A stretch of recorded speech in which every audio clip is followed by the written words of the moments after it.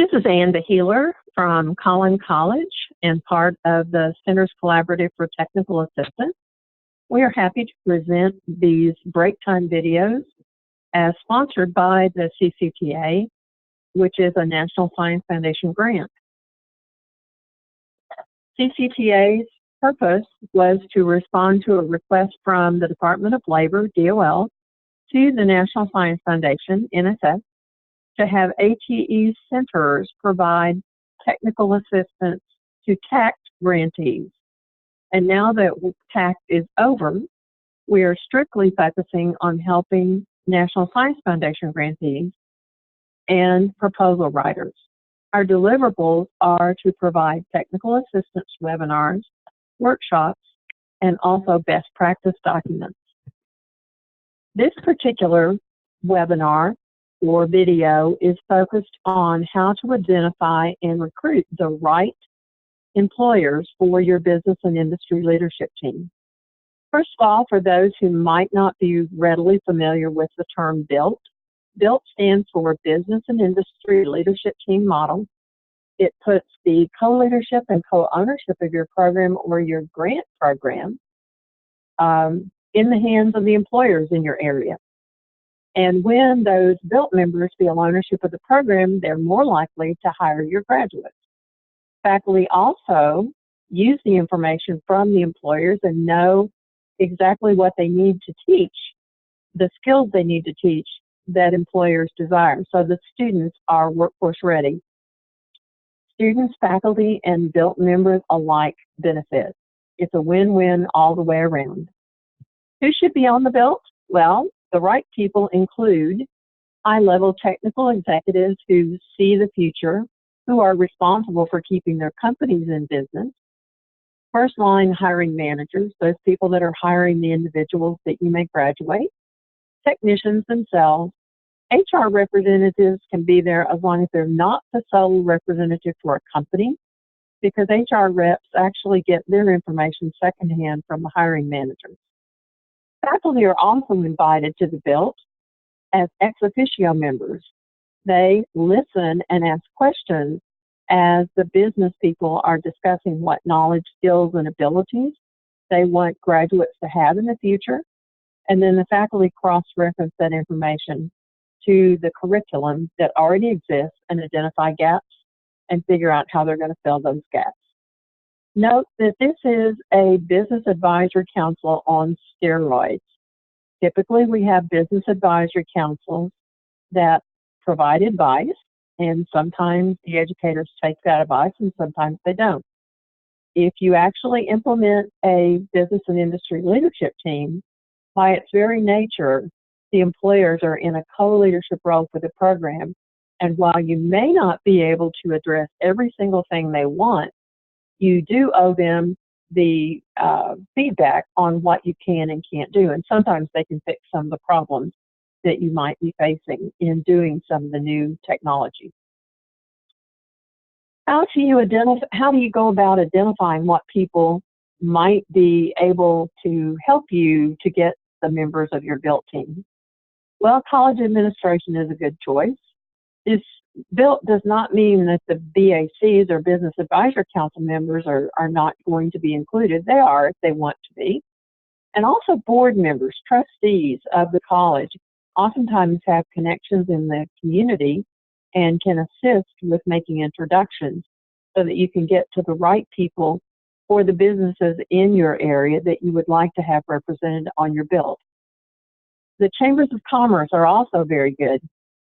I know that where we live, there are 4 or 5 different chambers of commerce, and they actually work very well with us in identifying the right business people to be involved on our BILT team.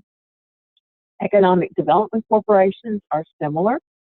They have connections in the community. And then technical associations such as the IEEE or ACM, those are also really good choices for identifying people that you would like to recruit to be on your BILT team. How do you get the people to join you? Well, there's essentially a couple of ways. One is to send out printed letters, and the other is to follow up with phone calls or phone initially. It's a very high-touch operation to get very, very busy employers to agree to spend extra time with you, making your program be really good. So it is high touch. It's not something that you want to try to do through email alone. That is not an effective means.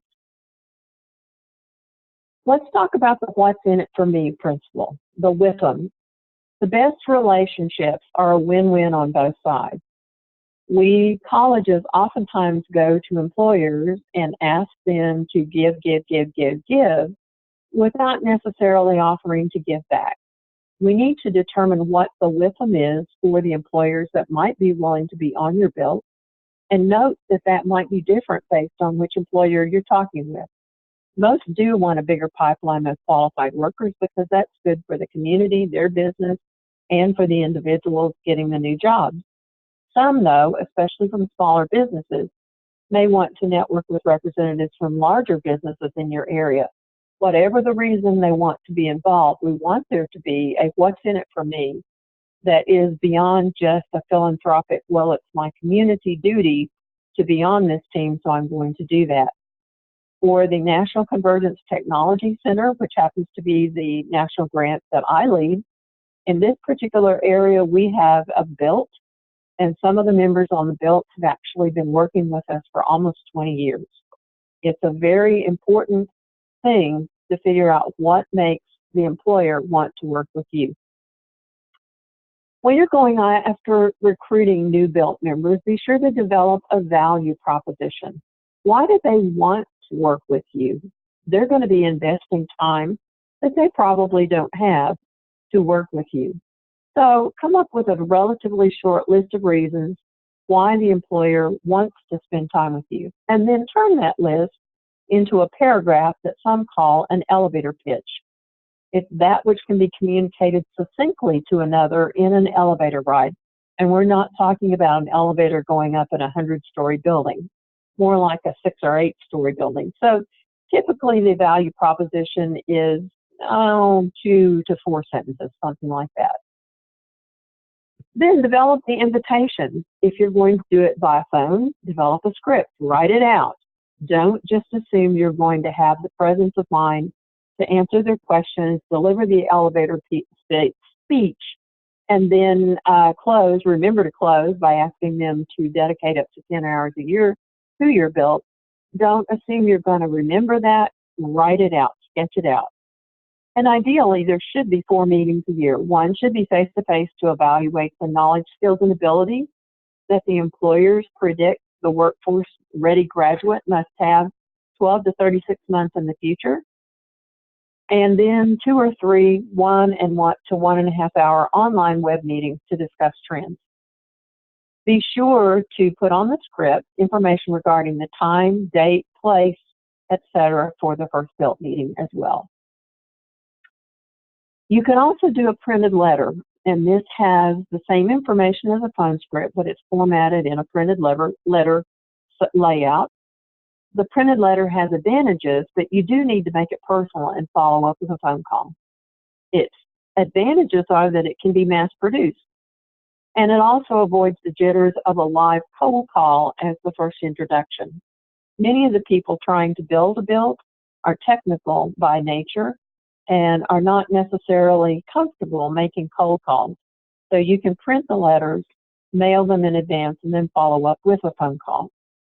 One suggestion is that it works to have the letter hand addressed, perhaps by a student, and then have real actual stamps rather than postage meter postage on the letter. That lets the letter stand apart. It's something that's unusual that the business person often does not receive. So that gets the letter opened. Be sure to plan ahead. Send your letters out or make your phone calls at least 3 or 4 weeks prior to the first BILT meeting. Follow up by phone to secure the RSVP. You can certainly put in the letter someone to contact or someone to email with the RSVP, but it's been my experience that it's better to follow up by phone and answer questions. And then send reminder emails or phone calls a week before and then again 2 days before to the people who you want because they're really, really busy.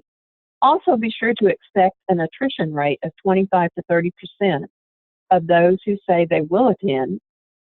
Their business actually gets in the way, and that has to come first. And as an aside, it's a really good idea to plan to have 10 to 12 individuals minimum show up for your meeting, which means you're going to have to invite considerably more people than that and get more people than that to RSVP to say that they're going to come.